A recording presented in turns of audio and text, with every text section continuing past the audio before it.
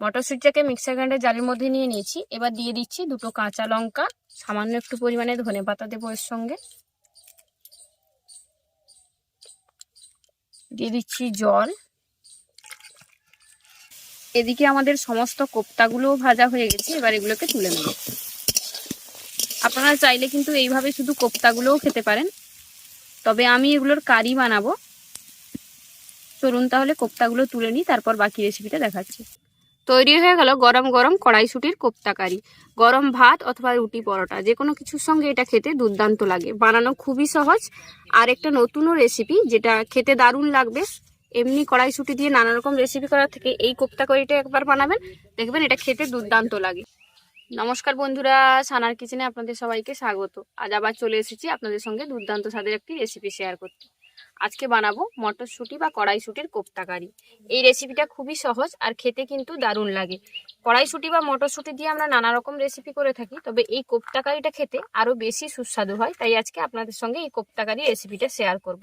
প্রথমেই আমি মটরশুঁটিটাকে পেস্ট করে নেব। মটরশুঁটিটাকে আমি ছাড়িয়ে ধুয়ে নিয়েছি। এবার এটাকে নিয়ে নিচ্ছি একটা মিক্সার জারের মধ্যে।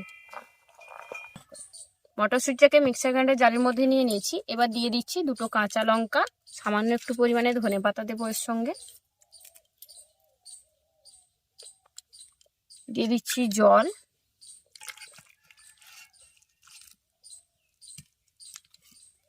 এবার এটা মিহি পেস্ট তৈরি করে নেব। একটু দানা দানা থাকলেও চলবে, একদম মিহি পেস্ট কিন্তু না হলেও হবে। আর অল্প পরিমাণে জল দিয়ে এটাকে পেস্ট করতে হবে, বেশি জল কিন্তু দেওয়া যাবে না। পেস্ট করে নিয়েছি, এবার এটাকে একটা পাত্রে নিয়ে নেব।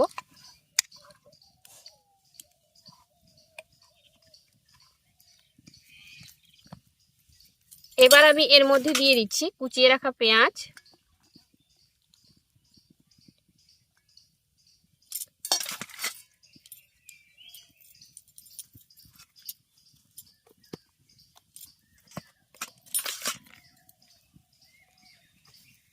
স্বাদ মতো লবণ,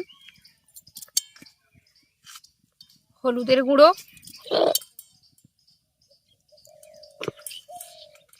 লঙ্কার গুঁড়ো,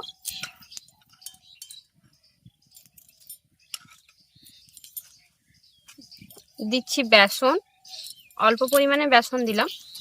এবার এটাকে ভালো করে মেখে নেব।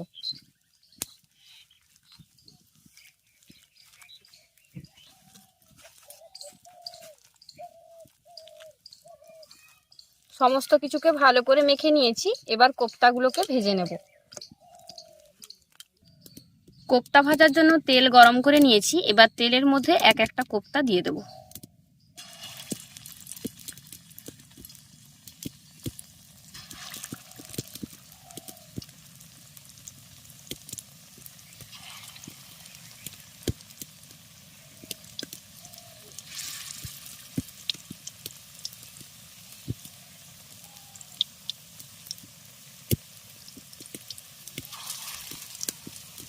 প্রথম ব্যাচের কোপ্তাগুলো ভেজে নিয়েছি, এবার এগুলোকে তুলে নেব।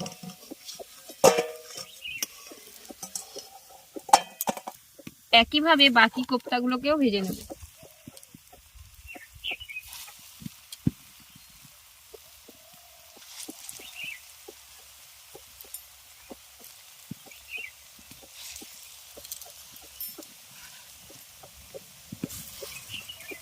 কোপ্তা ভাজা হতে হতে আমরা ততক্ষণ একটা মশলার পেস্ট তৈরি করে নেব। তার জন্য ওই মিক্সার গ্রাইন্ডারের জারের মধ্যে আমি নিয়ে নিচ্ছি আদা,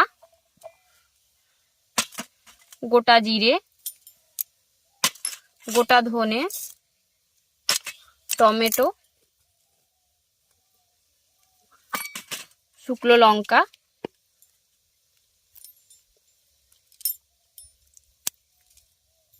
এবার সামান্য জল দিয়ে এটার মিহি পেস্ট তৈরি করে নেব।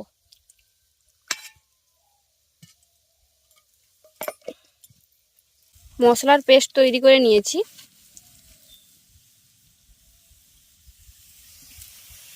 এদিকে আমাদের সমস্ত কোপ্তাগুলোও ভাজা হয়ে গেছে। এবার এগুলোকে তুলে নেব।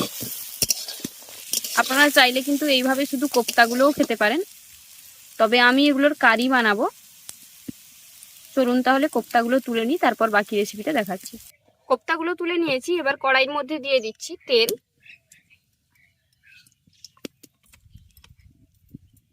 তেল গরম হয়ে গেলে এর মধ্যে দিয়ে দেব পেঁয়াজ কুচি,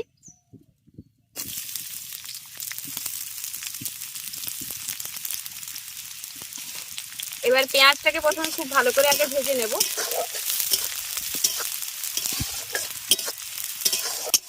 পেঁয়াজগুলো ভেজে নিয়েছি, এবার এর মধ্যে দিয়ে দেব তৈরি করা বাটা মশলা,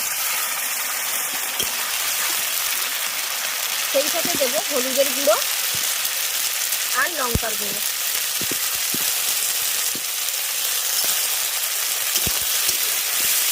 এবার মশলাটাকে খুব ভালো করে কষিয়ে নেব।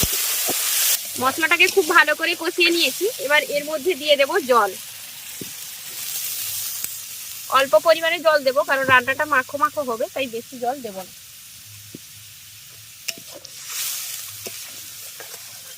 গ্রেভি ফুটে উঠেছে, এবার ভেজে রাখা কোপ্তাগুলো এর মধ্যে দিয়ে দেব।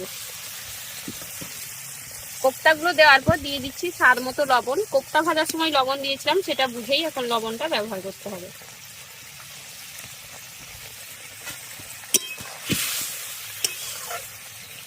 লবণটা দেওয়ার পর দিয়ে দিচ্ছি ধনেপাতা কুচি,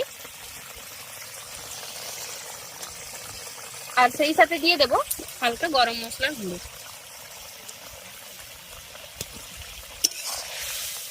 কোপ্তার সঙ্গে এটাকে 2 মিনিট ফুটিয়ে নেব। বেশি কিন্তু ফোটাবো না, তাহলে কিন্তু কোপ্তাগুলো বেশি নরম হয়ে যাবে আর খেতে ভালো লাগবে না। 2 মিনিট এটাকে কোপ্তার সঙ্গে ফুটিয়ে নেব। আমাদের মটরশুঁটি বা কড়াইশুঁটির কোপ্তা কারি একদম রেডি। এবার এটাকে একটা পাত্রে নামিয়ে নেব। তৈরি হয়ে গেল গরম গরম কড়াইশুঁটির কোপ্তা কারি। গরম ভাত অথবা রুটি পরোটা যে কোনো কিছুর সঙ্গে এটা খেতে দুর্দান্ত লাগে। বানানো খুবই সহজ, আর একটা নতুনও রেসিপি যেটা খেতে দারুণ লাগবে।